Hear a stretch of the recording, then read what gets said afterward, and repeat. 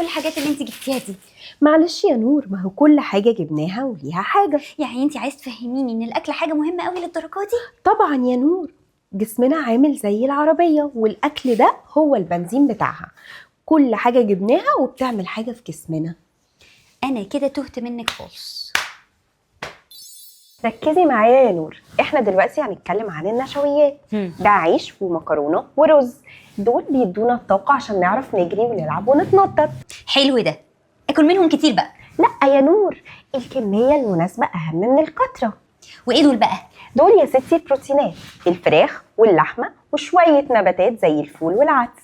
النباتات والبروتينات دي بتدينا مصدر مهم جدا عشان عضلاتنا تبقى قوية، عشان نلعب ونجري ونتنطط. بالظبط، ونشيل حديد كمان.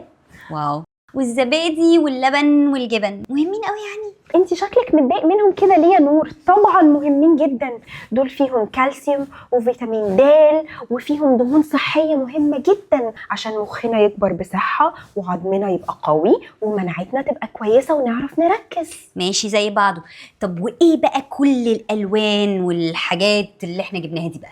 دي يا ستي الخضروات والفواكه، دول مهمين جدا عشان فيهم ألياف عالية جدا وكمان فيتامينات كتير عشان صحة المناعة والجهاز الهضمي.